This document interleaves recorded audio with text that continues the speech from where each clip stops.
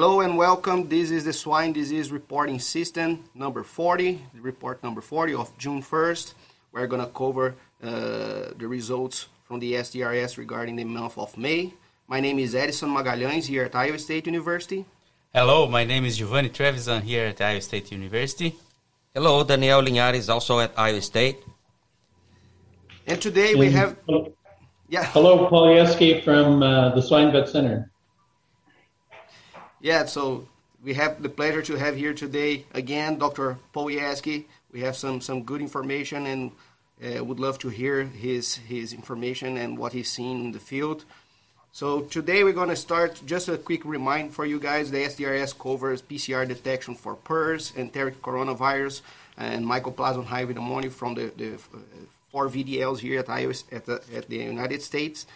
And also we're going to cover the last page is the disease diagnosis detection, which is the detection of cases here at ISU VDL. So let's get started. Giovanni, starting here in the page number 1, where we're going to cover the PCR detection of PRRS. What were the highlights from the month of May?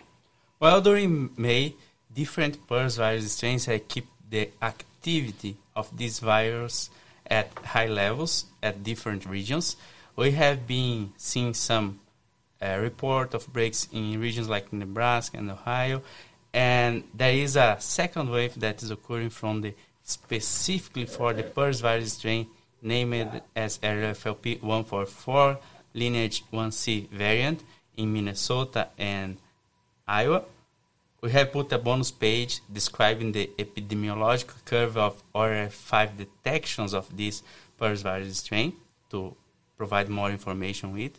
And the growth finish sites is a big population that keeps the PRRS virus activity at high levels and has been contributing for the virus spread to all age groups.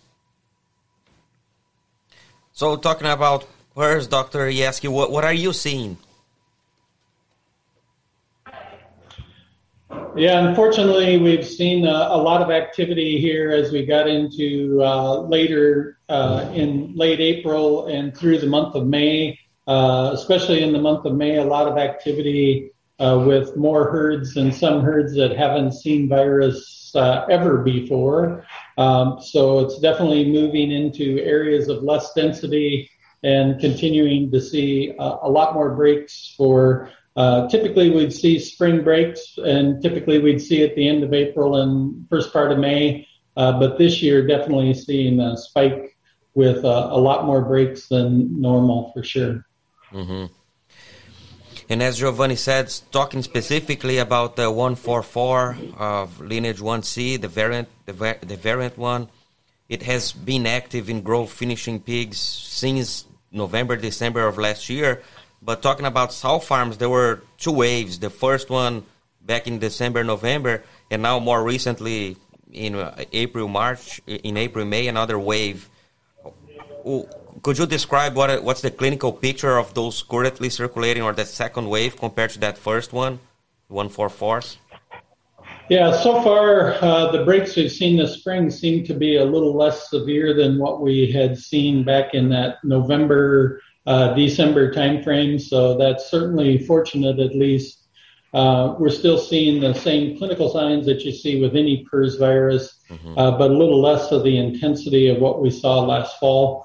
As far as abortions and mortalities, I'd say it's more into a typical PRRS outbreak, what we'd see with any strain. But certainly continuing to see the farrowing side, the piglets being affected probably a little bit more severely, more like we saw last fall in the piglets, and the downstream into the nursery and grow finish continues to be with higher mortalities than what we would have experienced in the past. And so the sow farms that broke last October and November, December, those farms are putting pigs out again in good numbers, but we're still seeing those seroconverting as those herds are stabilizing and cleaning up. But those nurseries continuing to be positive and more pigs getting out into the grow finish population again.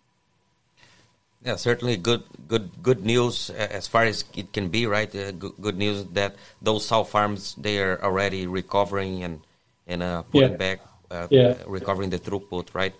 So, but anyways, how is this virus moving around? Your best guess? Yeah, that's a really good question. I'd like to have the answer to that. I think the challenge is that the activity that we see in the grow finish, and that we kind of expected that there would be grow finish activity, but it does appear to be moving in areas. As an area becomes contaminated, or as the virus gets into an area, then we see it move out through that area. So I think there is certainly some area spread, and I think the aerosol is certainly a part of that portion, particularly as we get some of the CT values. We see that there's a lot of virus coming out of those populations, and particularly with the larger populations, again, moving around. And we're in the process of, with the spring breaks happening here in early May, we've been doing some of the epidemiologic investigations, trying to go back and look at everything, just to make sure that we're not missing something from the standard biosecurity procedures, as well as the filtration and filter audits and some of those sort of things, because we have seen it move into some filtered sites again this spring. And so, as well as even investigating down to the feed and the feed mills to try and understand, how's this virus moving like it is on us. It seems to be moving somewhat at will in these areas. Yeah, you mentioned one important concept there, the CTs. It appears that those viruses, they are replicating at a higher load, seems like, right, compared to others, just looking at the CTs, seeing CTs in the low teens. Yeah, I think that's one of the challenges, is that there's just overwhelming numbers in the countryside. And so with the viral load that we've got, I think that just helps to keep these areas active. And I believe that a big piece of it, at least until proven otherwise, is that it's just very high viral load, and you just get overwhelming numbers. And how are you managing those farms, or in terms of, at least in the breeding, in the sow farms, how are you managing those, and how is that different than how you would manage other isolates? Yeah, I'd say it's not really different than how we've managed other isolates in the past. I would say there's probably been more herds that have opted to do a depopulation, just because it has had a history of being a severe, and also the downstream is being difficult to deal with. And so some herds have opted to go ahead and do a depop, repop. That's probably more than what we would have seen in the past, per se.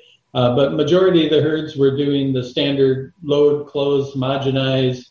And so the herds that went through the fall and winter breaks, the November, December breaks, they're still in the closure. We're starting to see those herds start to test negative on piglets, test negative on processing fluids. So we're following those herds, and they appear to be reacting similar as we would expect with other strains, but that's been the most common method. Some herds that also employ vaccination have gone through and boosted vaccines and those sort of things as well, to do whatever we can to help that. We're also vaccinating the finishing populations to try and control the virus as much as possible. But when they're still seroconverting through the nursery phase, it gets somewhat difficult to get great protection. And for that depop, what's the trigger there? Is it the farm breaks and then have a substantial number of abort, sows of feed, that kind of stuff, and then you look at the sequence and they say, hey, the outlook here is not the best, so...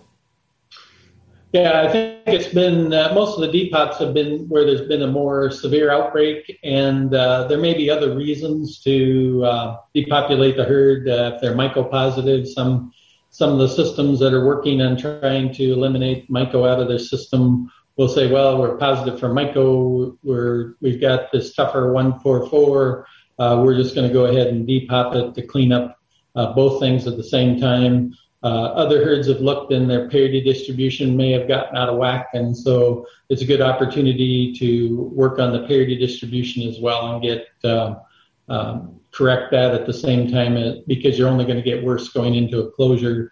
So those have been some of the decision points that people look at is the parity structure, how severe is the outbreak, are there other diseases that I can tie in with this at the same time? Great. Let's keep moving forward the discussion. Just a quick reminder, as Giovanni said, we have a bonus page in this report, which is specifically for the PRRS 144, the latest detection. So please double check that. So moving to the next page here, we're going to cover the enteric coronavirus, the PCR detection of enteric coronavirus, so with TGE, PED, and Delta coronavirus. Giovanni, what were the highlights for this month? Well, PED is keeping a similar detection during this year at lower levels. We are very happy to see that Delta coronavirus, there is a moderate decrease in detection both in winter market and the adult sow farms. And the advisory group has pointed out that sow farms that did broke with Delta coronavirus during the winter are now testing negative.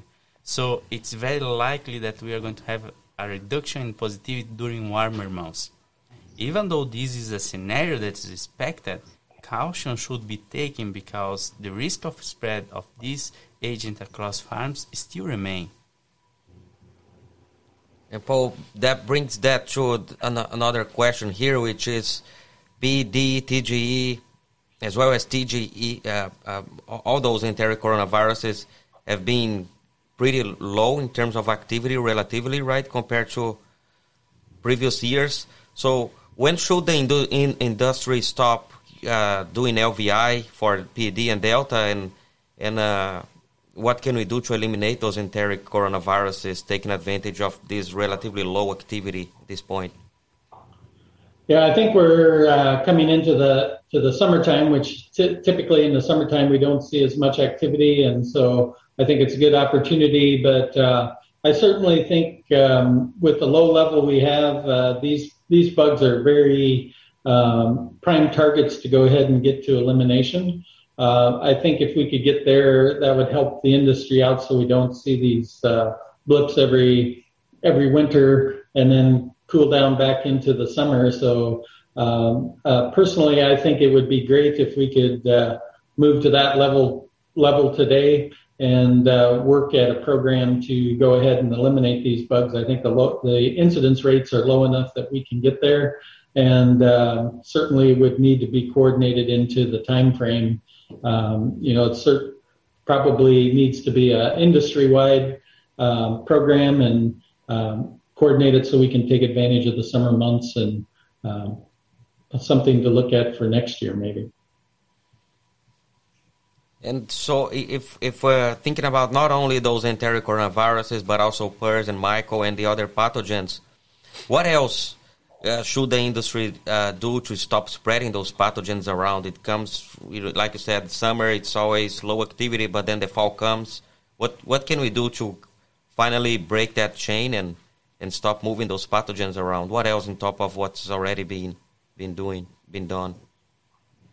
Yeah, I think continuing on the grow finish side to make sure that we keep those in those pig dense areas, keep those pigs vaccinated is one thing we can help ourselves with.